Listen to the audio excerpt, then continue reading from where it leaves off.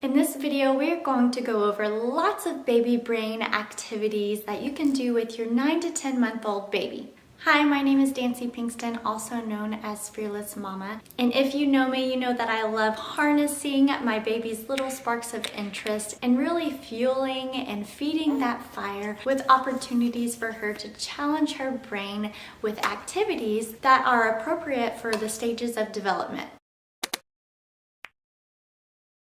Right now, your 9 to 10 month old baby is trying to understand sequences while exploring gravity and containment. With sequences, they are learning that one thing must happen after another, and with just 2 actions in a row to achieve a goal is just about all your baby can grasp right now. When presenting a sequence activity, talk to your baby about what's going to happen and invite her to try. So our funnest sequence activities are before bed, turning off the lights every night. It's Colin's job to turn that light switch off, and she knows if I pull the switch, it turns the light off. Another fun, simple one is turning on the faucet. So including them in that is super fun for them because they can see that if I pull this lever up, water comes out. And that is a sequence that they're trying to comprehend. Another fun one is inviting them to push any button or thing that turns something on, like your TV or your coffee maker. And you know that they love anything that is not a toy or something that we hold all the time, like phones and remotes and keys. So another fun activity to do to make them feel big and accomplished is to take your couch cushion out where it's nice and safe for them to pull themselves up and see that they can reach higher and reach for those keys and remotes, growing that independence without worrying about falling too far down. So with this activity, they know that pulling themselves up gets them higher where they can reach an object. Another simple one is just reading a book. They know that turning the page gets you to a new page. And I also want to encourage you to compliment their effort and not just when they reach the end goal, because you can present these activities to them and they may not fully get to reach the end goal right away. For example, it took Collins a while to learn how to turn the light switch off, but I always complimented her for trying. At this stage of development, they are really starting to try to get you to understand them. And they're trying to get you to understand what they're asking for, which is a fun sequence in itself. They are getting better at making you understand what they want through words or sign language or certain grunts, squeals, and sounds. And they love the response that they get. Like as your baby somehow in their own way hints for a bite of that chocolate cake and you can't resist their cuteness, so you have to share a piece. Or how bopping someone on the nose makes them yell ouch, or how dropping their cup from the high chair gets someone to pick it back up. Now your little one is not being cheeky or manipulative. They are just subconsciously learning about sequences of events. On the flip side, you could ask your baby for their toy or their piece of food, because learning to pick an object up and release it into your hand is a big developmental challenge and an important part of their brain development at this age. They're also learning the sequence of pointing at something and naming it, and also babies love to be asked what things are, and I feel like it makes them feel needed and valued, just including them with some questions. You can ask, where's sister? Or where's baby? Where's the dog? Where's that cat? Is it right there? That's a cat. Yeah. And if they get it wrong, which they most likely will, just still complimenting their effort. Okay, like mentioned earlier in the video, they are loving to explore gravity and containment. And so there are fun activities you can do as they are enjoying gravity at this 9 to 10 month old stage. For example, you can provide an incline of some sort and drop a ball or a car, something rolling down it, and they can see how it just goes down. Or you can have them simply try out a slide. You can also show them gravity in a different way with something light and airy, such as a balloon or a play scarf.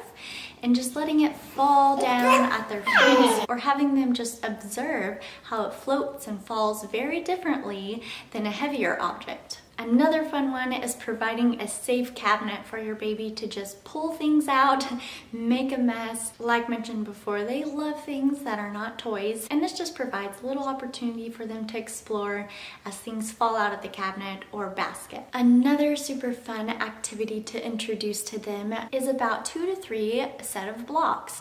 Now you don't want to do too many, as they can get very overwhelmed and not even know how to play if they're provided with too many blocks at a time. So just 2 or 3 will be good for them to learn how to pick up one with one hand and another, and they can bang them together, and eventually they may learn how to stack the block on top of the other, and developmentally appropriate, misplace it and watch it fall off the other block. So try to refrain from correcting that misplaced block, because that provides an opportunity for your baby to problem solve, which is an important part of the Montessori philosophy that I love. Providing your baby with a teeter-totter or tilt toy is also interesting and fun. Anything that they can tilt over and see how this side goes up and this side goes down and the object in it rolls down is great for their brain development, and also provides them bilateral play time where they use 2 hands to play, which is very important for their development and growth. And obviously the famous stackers, as they learn to grab and release things and it drops down, is also a fun activity to do. Okay, moving on to containment. The Montessori egg cup is a classic in the Montessori classrooms, offering them the opportunity to concentrate, as they may need 2 hands to pick it up and set it back down, which is great for developing that hand-eye coordination as well as that bilateral 2-handed play. They can also be exploring how to pass the object from one hand to another, crossing their midline, which is a huge part of their growth and development. Canisters or containers is also supportive of that 2-handed play that we've been talking about. With canisters and containers, they can also explore sequences as they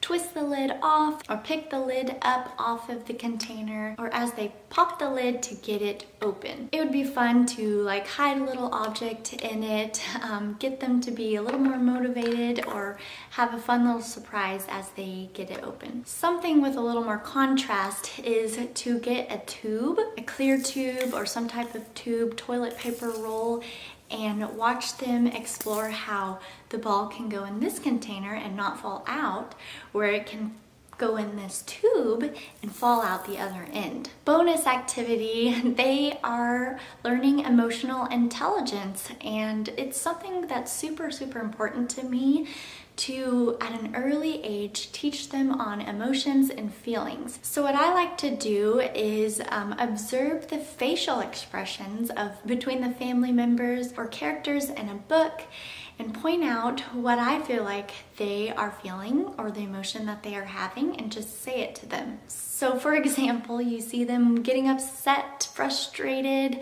wiggling on the changing table as you change their diaper. You can say, "You are mad." Oh, you are mad. Are you mad? Instead of saying, "Oh, you're fine, you're happy," you know, specifically say the emotion that they are having. And you know, they're observing all the facial expressions around them, which is a great start of developing that emotional intelligence at such a young age. So pointing out even the family members' facial expressions is a great one too, as they are learning and soaking in these facial expressions. Collins is loving the frowny face right now.